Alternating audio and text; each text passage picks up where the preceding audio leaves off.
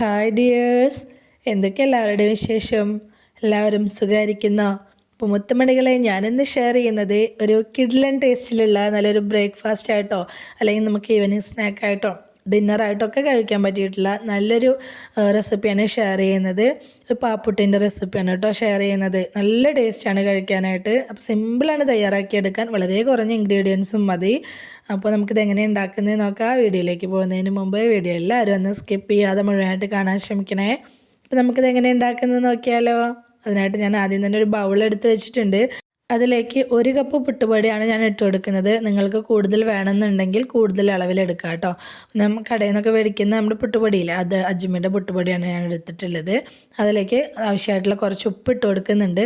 പിന്നെ ഞാൻ ഇതിലേക്ക് ഇട്ട് കൊടുക്കുന്നത് പഞ്ചസാരയാണ്. അപ്പോൾ കറിയില്ലാതെ കഴിക്കാനും വേണ്ടിയിട്ടാണ് ഞാൻ പഞ്ചസാര ഇട്ട് കൊടുത്തിട്ടുള്ളത് കേട്ടോ. അപ്പോൾ കറി കൂട്ടി കഴിക്കണം എന്നുള്ളവർക്ക് പഞ്ചസാര ചേർക്കേണ്ടതില്ല, അത് ഭാഗം സ്കിപ്പ് ചെയ്യാം. ഞാനിപ്പോൾ 2 ടേബിൾ സ്പൂൺ പഞ്ചസാരയാണ് ചേർത്ത് കൊടുത്തിട്ടുള്ളത്. അത് ഒരുപാട് മധുരം ഉണ്ടായിരിക്കില്ല, വളരെ ചെറിയൊരു മധുരം മാത്രമാണ് കേട്ടോ അതിനുണ്ടായിരിക്കുള്ളൂ. ഇനി ഇതൊന്ന് മിക്സാക്കി കൊടുക്കുക. പഞ്ചസാരയും ഉപ്പൊക്കെ പുട്ടുപൊടിയിലേക്ക് എല്ലായിടത്തേക്കും എത്താനും വേണ്ടിയിട്ട് നല്ല രീതിക്ക് തന്നെ സ്പൂൺ വെച്ചിട്ടൊന്ന് മിക്സാക്കി കൊടുക്കുക. ഇനി നമുക്കിതിലേക്ക് ഒഴിച്ചു കൊടുക്കുന്നത് പാലാണ് ഒഴിച്ചു കൊടുക്കുന്നത്. ഞാനിപ്പോൾ പശുവിൻ പാലാണ് ഒഴിച്ചു കൊടുക്കുന്നത്. അപ്പോൾ പാലിൻ്റെ ടേസ്റ്റ് ഇഷ്ടമില്ലാത്തവർക്ക് വെള്ളത്തിലും ഇത് ചെയ്തെടുക്കുക. പക്ഷേ ഇത് പാലോ അല്ലെങ്കിൽ തേങ്ങാപ്പാലോ ഒക്കെ ഒഴിച്ച് ചെയ്തെടുക്കുമ്പോഴാണ് നല്ല ടേസ്റ്റ് ഉണ്ടാവുക കേട്ടോ. അപ്പോൾ ഞാനിപ്പോൾ 1 കപ്പ് പാൽ ആദ്യം ഒഴിച്ചു കൊടുത്തിട്ടുണ്ട്. അപ്പോൾ പാലിനെക്കാട്ടിലും ഒന്നും കൂടി ടേസ്റ്റ് കൂടുതലുണ്ടാവുക തേങ്ങാപ്പാലിൽ ചെയ്തെടുക്കുമ്പോഴാണ്. അപ്പോൾ എളുപ്പത്തിൽ ചെയ്തെടുക്കാനും വേണ്ടിയിട്ട് ഞാനിപ്പോൾ പാലാണ് ഒഴിച്ചു കൊടുത്തിട്ടുള്ളത് കേട്ടോ. നല്ലപോലെ ഒന്ന് മിക്സാക്കി യോജിപ്പിച്ചെടുത്ത ശേഷം നമുക്കിതൊന്ന് മൂടി വെച്ച് കൊടുക്കണം. ഒരു 5 മിനിറ്റ് നേരം ഒന്ന് വെയിറ്റ് ചെയ്യുക. ഇത് നല്ലപോലെ ഒന്ന് പുട്ടുപൊടിയിലേക്ക് പാലൊക്കെ നന്നായിട്ടൊന്ന് പിടിച്ച് ഒന്ന് വീർത്ത് വരണം. അതിന് വേണ്ടിയിട്ടാണ്.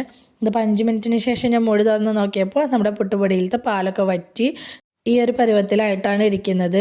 ഒട്ടും ഇതിൽ വെള്ളമില്ലാത്തൊരു രീതിയിലാണ് ഉള്ളത്. അപ്പോൾ ഈ ഒരു പാകത്തിനല്ല നമുക്ക് വേണ്ടത്. ചെറുതായിട്ടൊരു കുഴഞ്ഞ പരുവത്തിലാണ് നമുക്കിത് ഈ പുട്ടുപൊടിയുടെ കൂട്ട് തയ്യാറാക്കി എടുക്കേണ്ടത്. അപ്പോൾ വീണ്ടും കുറേശ്ശെ പാലൊഴിച്ച് കൊടുത്തിട്ട് നോക്കി ഒഴിച്ച് കൊടുത്തിട്ട് ഇതൊന്ന് മിക്സാക്കി എടുക്കുക. ആദ്യം തന്നെ ഒരുപാട് അങ്ങ് ഒഴിച്ച് കൊടുക്കണ്ട കേട്ടോ. അപ്പോൾ ഞാനിപ്പോൾ ഒരു 3/4 കപ്പോളം വീണ്ടും ഒഴിച്ച് കൊടുത്തിട്ടുണ്ട്. അപ്പോൾ നിങ്ങൾ നോക്കി മാത്രം ഒഴിച്ചു കൊടുക്കുക.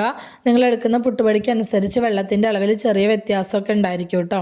അപ്പോൾ ഈ ഒരു കൺസിസ്റ്റൻസിയിലാണ് നമ്മുടെ പുട്ടുപൊടി നമ്മൾ പാലൊഴിച്ചിട്ട് ഒന്ന് ഇളക്കിയെടുക്കേണ്ടത്.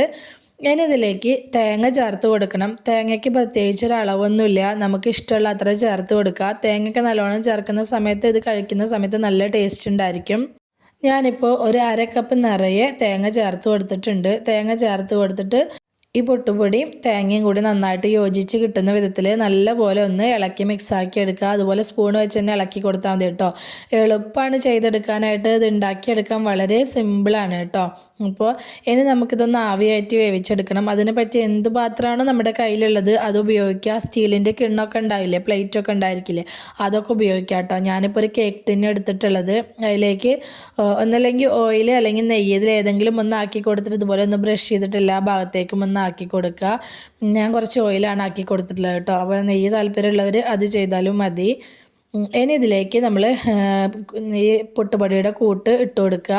ഞാനിപ്പോൾ ഇത് മുഴുവനായിട്ട് ഇട്ട് കൊടുത്തിട്ടില്ല. ഈ കേക്ക് ടിന്നിലേക്ക് ഞാനിപ്പോൾ ഒരു 3/4 ഭാഗത്തോളാണ് ഇട്ട് കൊടുത്തിട്ടുള്ളത്. ബാക്കി 1/4 ഭാഗം ഞാൻ വേറൊരു ബൗളിൽ സെറ്റ് ചെയ്തെടുക്കുകയാണ് ചെയ്തിട്ടുണ്ടായിരുന്നത് കേട്ടോ. അപ്പോൾ പുട്ടുപൊടി ഇട്ട് കൊടുത്ത ശേഷം സ്പൂണോ സ്പാച്ചുല അങ്ങനെ എന്തെങ്കിലും വെച്ചിട്ട് നല്ല രീതിക്ക് ഇതൊന്ന് ഒന്ന് ലെവൽ ചെയ്തിട്ട് ഒന്ന് പ്രസ് ചെയ്ത് അമർത്തി ഒന്ന് ലെവൽ ചെയ്ത് കൊടുത്താൽ മതി കേട്ടോ.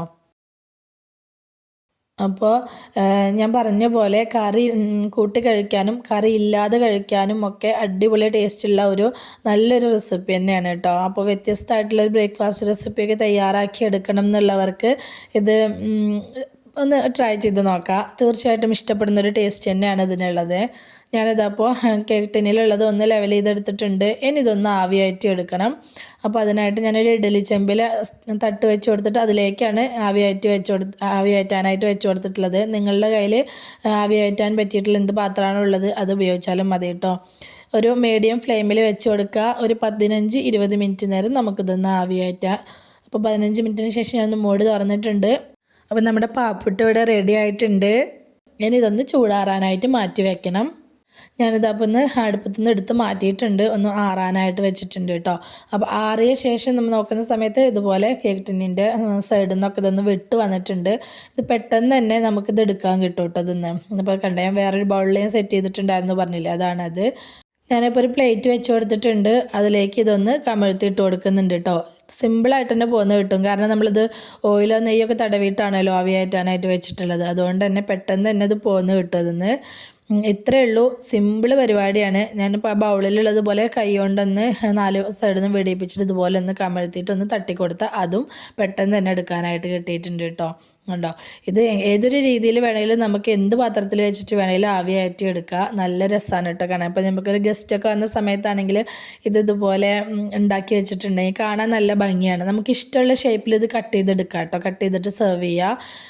വെറുതെ കഴിക്കാനായിട്ടും അടിപൊളിയാണ്, കറി കൂട്ടി കഴിക്കാനായിട്ടും നല്ല ടേസ്റ്റാണ്. അപ്പോൾ നോൺ വെജ് കറിയുടെ കൂടെ, അതായത് നല്ല സ്പൈസി ആയിട്ടുള്ള നോൺ വെജ് കറിയുടെ കൂടെയൊക്കെ ഇത് അടിപൊളിയാണ് കേട്ടോ. അപ്പോൾ നോൺ വെജ് അല്ല, പിന്നെ നോൺ വെജിൻ്റെ കൂടെ അല്ല, നല്ല ഇറച്ചിക്കറിയുടെ ടേസ്റ്റിലുള്ള നല്ല കടലക്കറിയൊക്കെ ഉണ്ടെങ്കിൽ അതിൻ്റെ കൂടെ ആണെങ്കിലും ഇത് സെറ്റാണ്. അപ്പോൾ വ്യത്യസ്തമായിട്ടുള്ള ഒരു പലഹാരം റെഡിയാക്കണമെന്ന് താല്പര്യമുള്ളവർക്ക് തയ്യാറാക്കി നോക്കാൻ പറ്റിയിട്ടുള്ള നല്ലൊരു റെസിപ്പി തന്നെയാണ്. എളുപ്പമാണ് തയ്യാറാക്കിയെടുക്കാൻ, വളരെ കുറഞ്ഞ ഇൻഗ്രീഡിയൻസും മതി കേട്ടോ അതിന്. പിന്നെ പുതുതായിട്ട് കാണുന്ന കൂട്ടുകാർ ആരെങ്കിലും വീഡിയോ കാണുന്നവരുണ്ടെങ്കിൽ പ്ലീസ് ഒന്ന് സബ്സ്ക്രൈബ് ചെയ്ത് സപ്പോർട്ട് ചെയ്യണേ. കൂടെയുള്ള ബെൽ ബട്ടണും കൂടി ഒന്ന് ക്ലിക്ക് ചെയ്ത് വെക്കുകയാണെങ്കിൽ ഞാനിടുന്ന പുതിയ വീഡിയോസിൻ്റെ ഒക്കെ നോട്ടിഫിക്കേഷൻ നിങ്ങൾക്ക് കിട്ടുന്നതായിരിക്കും കേട്ടോ. അപ്പോൾ ഇന്നത്തെ നമ്മുടെ പാൽപ്പൊട്ടിൻ്റെ റെസിപ്പി എല്ലാവർക്കും ഇഷ്ടമായി എന്ന് വിചാരിക്കുകയാണ്. ഇഷ്ടമായിട്ടുണ്ടെങ്കിൽ മറക്കാതെ ലൈക്ക് ചെയ്യണേ, ഹൈപ്പ് ചെയ്യണേ, നിങ്ങളുടെ അഭിപ്രായങ്ങളൊക്കെ കമൻറ്റായിട്ട് പറയണം. റെസിപ്പി ഇഷ്ടമായിട്ടുണ്ടെങ്കിൽ നിങ്ങൾ ഫ്രണ്ട്സിനോ ഫാമിലിക്കോ ഒക്കെ ഒന്ന് ഷെയർ ചെയ്ത് കൊടുക്കുക കൂടി വേണേ. ഇതുവരെ കൂടെ നിന്ന് സപ്പോർട്ട് ചെയ്തിട്ടുള്ള എൻ്റെ എല്ലാ മൊത്തമണികൾക്കും ഒരുപാട് നന്ദി. എന്നാൽ ശരി, സിമ്പിൾ ആൻഡ് ടേസ്റ്റി റെസിപ്പിയുമായി ഞാൻ വീണ്ടും വരാം. ബൈ.